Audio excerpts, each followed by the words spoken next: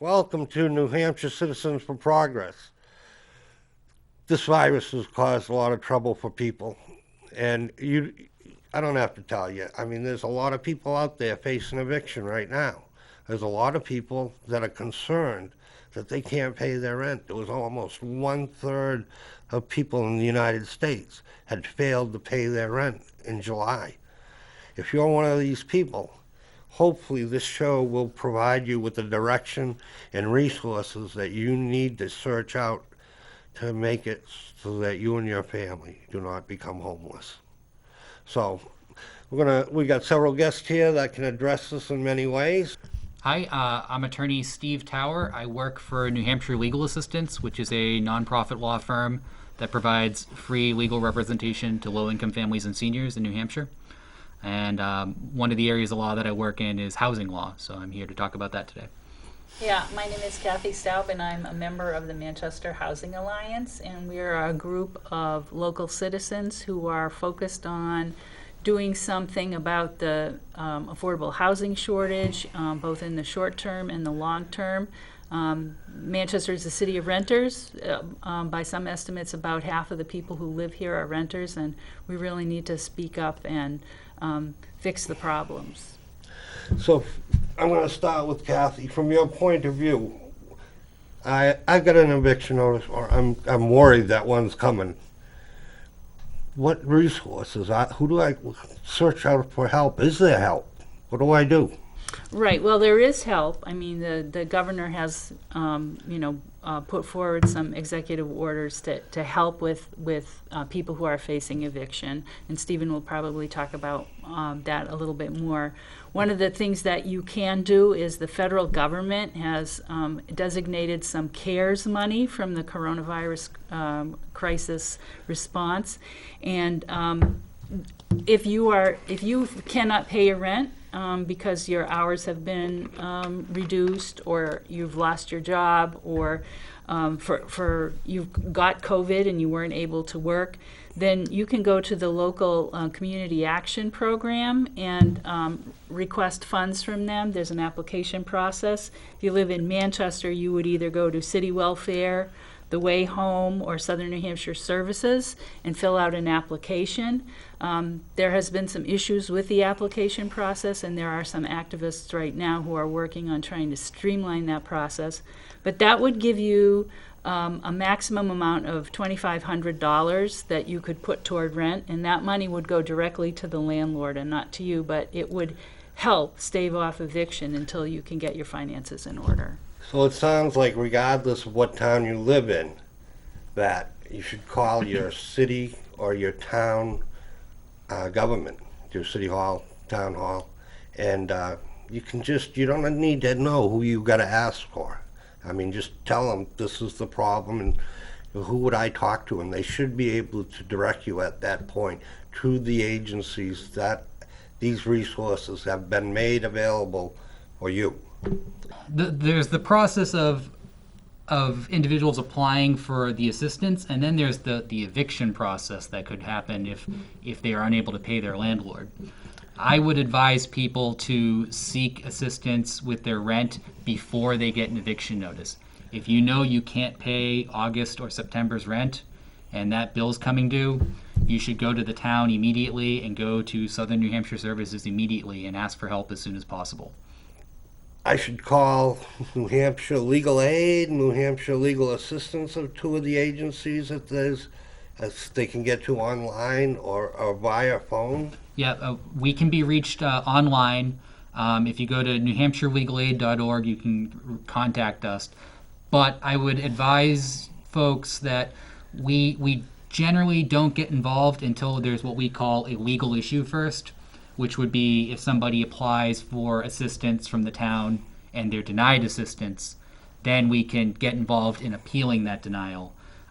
But the first step that someone should do is go to the town and apply, and also go to Southern New Hampshire Services and apply, because somebody could actually be eligible for help from both Southern New Hampshire Services and that $2,500 CARES money, and then if that doesn't cover all of the rent that they owe, the town might help cover the difference, and they might get help from both Southern New Hampshire Services and the town. So what we've seen Congress, the House, the Senate, moratoriums ended. They helped people in the beginning. There was on unemployment. They did have that extra 600 there, and that made it possible for people to pay. They have a car payment. You have an insurance payment. You need a car to work. You need to pay those bills. These bills add up. You got a house, you have electricity, buy clothes. You see, there, it barely covers what's going on, and now it's not there. It's not your fault. Call your town and let them know early that you're going to be needing assistance, and that way you can start this process. Because there's a big concern that the process of legal action within the eviction process that takes place is going to be faster than the ability of these agencies. They just came into existence. I mean, they were doing this before, but they're nowhere near what's happening right now. Yeah, so we're seeing a big uptick in the number of eviction cases through the month of August.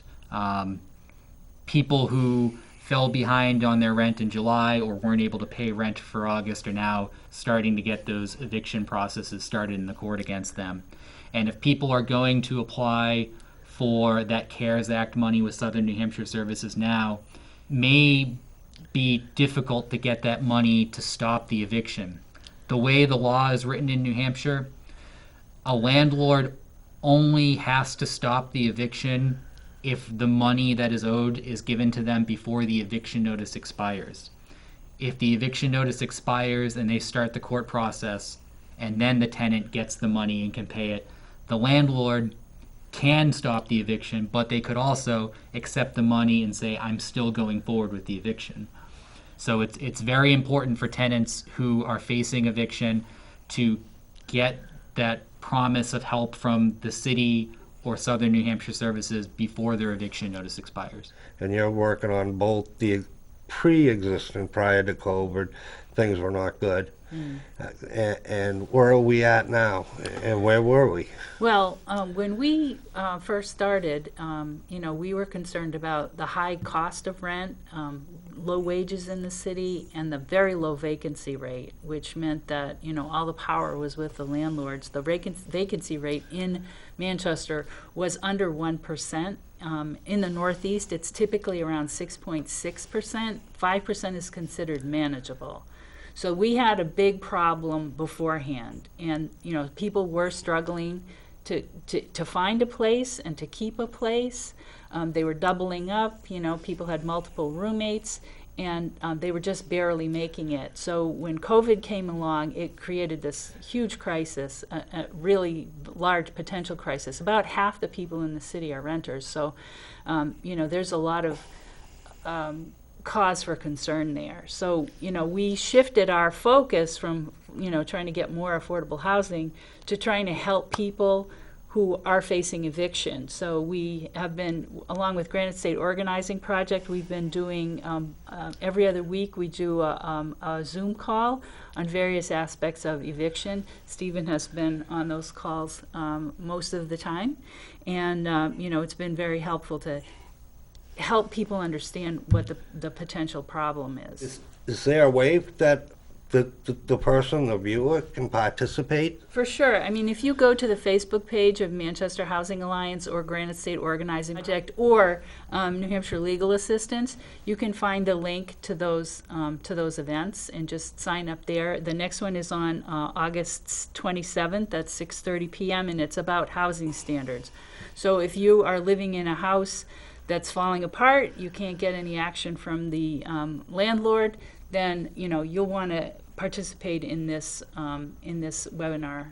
And if you have bed bugs or cockroaches and your landlord's not doing anything about it, it would be a great webinar to attend. We have a chart that shows the weekly filings of eviction since the moratorium, and it starts on July 3rd. And essentially, it's climbing each week. July 7th being extremely high. August 7th is almost double what was there for July 17th. And August 7th, the following week that we have data on, is it's damn near the same thing. So what we're seeing is there's a lot of people out there that evictions have been filed. So I'm either getting it, I know it's coming, or I got it. What do we do? Well, if you get the eviction notice, it will say, I am evicting you for X reason, probably because you fell behind on your rent and you have to move out by this day. It's important for people to know that even though the landlord is telling you to move out by 7 days or 30 days from now, you don't have to leave your apartment on that day. After that date, though, the landlord can then file paperwork in court to start the court process to evict you. So if you move out before that eviction notice expires, you never get a chance to fight it in court. Doesn't that typically say on it, like a notice of eviction? Yes. Okay, and they either hand it to you or they put it on your entrance to your property? Yes, there has to be either handed to you in person or served at your home, usually the front door that you use regularly. Okay, I've got it. First thing I do. The first thing you do is take a look at it and see when it expires, if it has to have the right number of days on it, or you can get the eviction dismissed. So for a non-payment eviction, usually the landlord has to put 7 days before it expires. But because of the CARES Act and some of the governor's emergency orders, in many instances, if they're evicting you because of money that was owed during this pandemic, they have to give you a 30-day notice instead. Well, when did that start? The requirement to provide a 30-day notice started at the end of the eviction moratorium, which I believe was the 30th of June. Your landlord is claiming that you owe them any money from March 17th until June 30th. They have to give you a 30-day notice. And is the funding that's available through these agencies that are responsible for helping citizens because of the CARES Act? Where do you go about doing it? What's the ask? Well, you can get up to $2,500 through the CARES Act. You would go to your local CAP agency, which in Manchester would mean City Welfare, Southern New Hampshire Services, or the Way Home, and you can apply for this funding. There has been some problems with it because it's a very difficult process to go through. So there are some people who have tried to get the process streamlined. So hopefully that will take place. And just to clarify a little bit, the CARES Act funding you get through Southern New Hampshire Services, but you could also get other assistance through the Way Home and City Welfare. So if you get that eviction notice, you should go to all three of them to try to get help. And if I don't live in Manchester? Well, if you live in a different city, city welfare or town welfare exists in every town. Every town has to have a welfare office where you could go for assistance. And that was pretty much established in RSA, so they have to have a person or individual. Oh, yeah, absolutely. And that law goes back to colonial times, that the town has to assist people who need assistance. So every town will have somebody. Sometimes it's the tax collector who handles this process. They might not have somebody who that's their only job is to do local welfare assistance, but somebody in the town can process your application.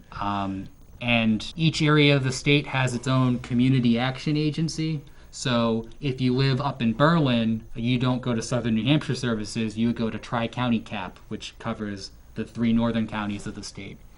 And your Southwestern Community Services in the southwest part of the state, Belknap Merrimack Community Services in Belknap and Merrimack counties. Those agencies are all handling the CARES Act funding. Say, and what particular statute areas? There's only a couple, I think, that are landlord tenant.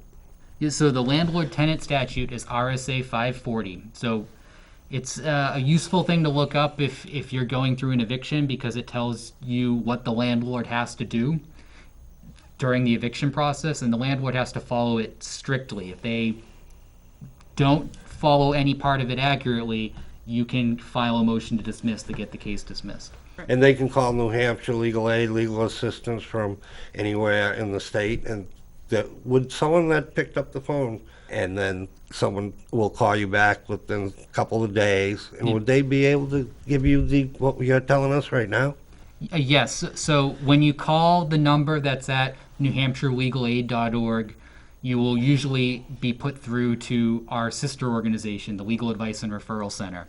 And they will have people on the phone who will ask you questions about your situation to see if you're financially eligible for free legal assistance. And if you are not, they will refer you to another agency that may be able to help you. And if you are, they will get the information about what your issue is, what you're going through an eviction, and they'll ask you questions about the eviction.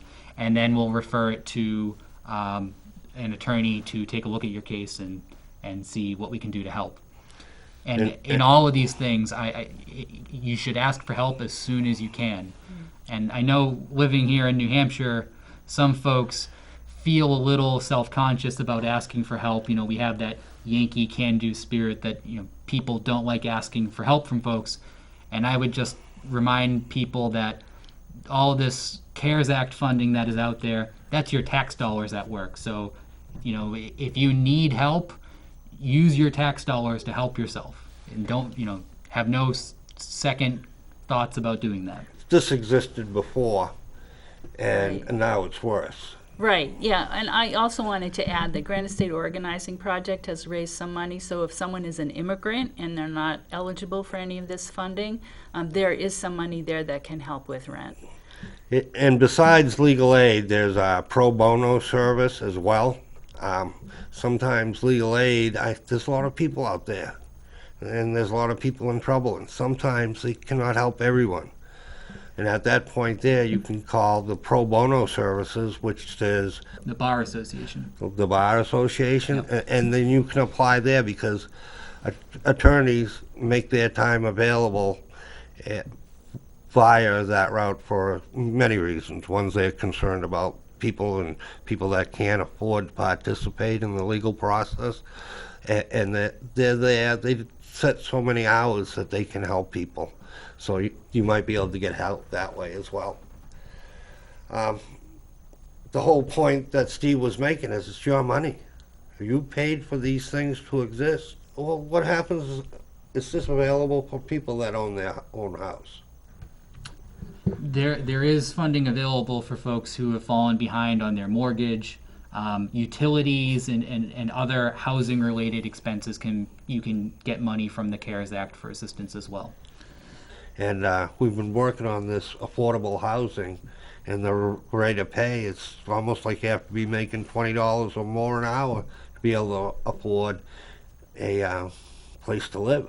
Right, yeah, the National Low Income Housing Association says that you need to be making around $23 an hour in order to afford a two-bedroom apartment in Manchester. So if you're a single parent with a child, that's how much money you would need to make in order to afford housing without paying more than a third of your income. It's estimated that about half of the people in the state, about 47%, are spending more than a third of their income on rent, and that's really bad, you know, because it doesn't leave much money for much else. And the incentives aren't there for people to build affordable units. And, you know, we're seeing a lot of what we call rent evictions, where someone will come in and buy a property and then, you know, put in some new floors and fix up the kitchen and then, you know, increase the rent by, you know, 50%. So, you know, you read the stories about particularly older people on fixed incomes who have been living in their apartments for 20 or 30 years, and suddenly the building is sold and they're faced with trying to pay, you know, more than they're making in Social Security on their rent. And there aren't a lot of vouchers available. There are long waiting lists, and there aren't enough properties for people who are either disabled or elderly and on a fixed income, or just working people who are making in low-wage jobs who are just trying to live and raise a family. So we formed the Housing Alliance to try to address these things. And one of the things that we were asking for was for the city to develop a task force to figure out, you know, how many units do we need for this? How many units do we need for that? How big is the problem? what kinds of policies and practices can we put in place in order to encourage people to build affordable units? And the mayor announced it at her State of the City address that she was going to form this task force. And of course, the next day, the entire world shut down because of the coronavirus. But she is going forward with the task force, and one of our Manchester Housing Alliance members has just been invited to be part of it. So we're very excited about that. And we're hoping that people will come forward with their stories about how hard it is to live in Manchester and find a decent place to live, so that we can put some pressure on the city to find ways to encourage people to build affordable units instead of high-end units. So there's people taking directed action. There's people joining organizations. Well, Manchester Housing Alliance, we're trying to encourage tenants to join with us because, there's strength in numbers. And when you look at the fact that, according to HUD, 44% of the people in the metropolitan housing in the area are renters, and that includes towns like Bedford and Goffstown where there's not a lot of rental properties. So you're looking at 49% of the people who live in the city being renters, and there are 68,000 households in the city, so that means 34,000 of them are renters. So that there's a lot of people there, a lot of potential voters, a lot of people who can put pressure on elected officials to change the way we do business in the city so that more people will build affordable units. So New Hampshire Housing Alliance, you can help with this process. This is just people that rent and live in Manchester, just like yourself, that decided that something needs to be done. Yeah, our Zoom meetings are at 6 o'clock on Tuesdays. We have a tenants' rights group that meets at 6, and then we have a policy group that meets at 7, and then we have general meetings at 6:30 on alternate weeks. So if you just go to the Manchester Housing Alliance Facebook page and check the events, you can see when our next Housing Alliance meeting is. So I've gotten my notice, I've called up these agencies, I've filed that I would appear to address this notice in court. Yep. Let's start there. So once your eviction notice expires, you'll get served what's called a landlord-tenant writ, which gets served by a sheriff, and that is the official start of the court case. And there's one very important piece of information on that landlord-tenant writ called a return day. That is the day you have to file your appearance by with the court in order to have a chance to be heard in court. If you miss that date, you can file like a motion for a late appearance, but you have to have a very good reason, like being in the hospital or something like that. Once you file your appearance and the court case starts, you have the opportunity to request discovery from your opponent, the landlord, so you can ask them for copies of whatever documents they're going to give to the judge, whatever proof of their bills or their ledgers for whether or not you've been paying your rent. If they're evicting you because of some other issue, behavior or something like that, you can ask for what evidence they have that you've been doing something wrong. And then there will be a date set for the hearing.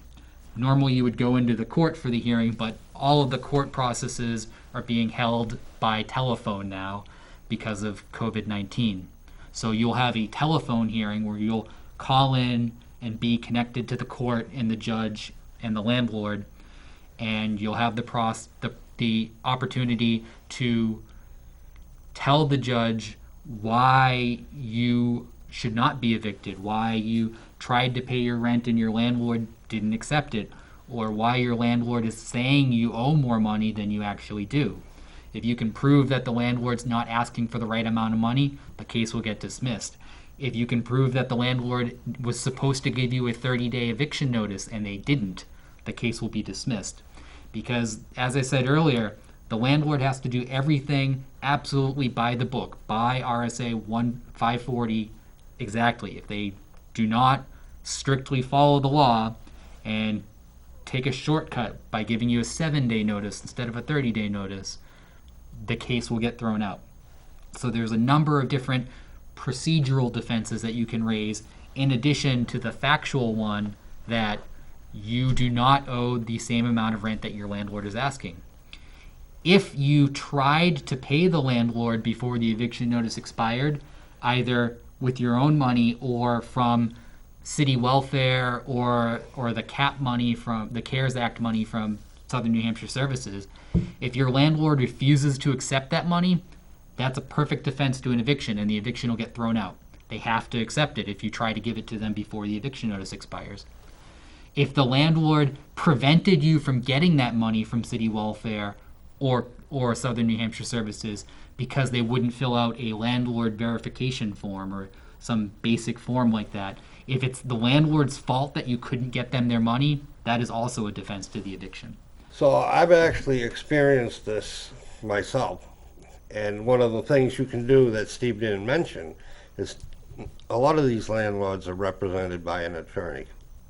And there's usually you can have that conversation with them and say the reasons why you're behind in the rent and what would it take for me to be able to stay here. Is there some sort of agreement we can come to? And depending on your landlord, and I mean, time is money, and you've been living there, so he knows whether he wants to keep you there or not.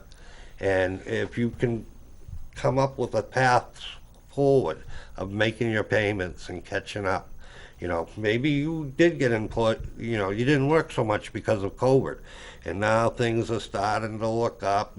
You're working, but not quite there yet. You might be able to make that agreement directly with them. So talk to them as well. You got time. Talk to the landlord or the representative and explain what the situation is and how you can correct it. Or I'm applied for these services, this funds that could help me, and I haven't got the answer yet, but I did apply for them. And the next step is, I've already, at this point, it ruled against me. We didn't come to an agreement, and I've asked for a date, possibly. Yep. It's going to take me some time to find a place. Yep. I think I can accomplish this by this time. There's a way I can do it. So if you go through the court process and unfortunately you lose the court case and the judge is going to issue the eviction order, you can still ask for something called a discretionary stay. A judge has in their power to give you up to another 90 days that you can stay in the home after losing your eviction case. If you convince the judge that there's a good reason to give you that extra time. So basically, don't be shy. You have to talk. Many of us that are facing this right now, it's through no fault of our own. And it's just systemic, some of it. Damn rent's too damn high. Your wages are too damn low. So, if you can see a path forward, you got to talk to these people in this process. And you made a really good point about reaching out to your landlord earlier. At the end of the day, the landlord just wants to get paid, and it's expensive for a landlord to go through an eviction, go through the process of finding a new tenant, doing background checks, bringing somebody in. If they believe that they're going to get that rent money back from you eventually, they'll probably want to work something out. And if you can make them believe that you're going to get that money to them, there's a good chance that they might stop the eviction. So, file the appeal. That gives you the opportunity. The court usually makes a weekly payment that you have to do.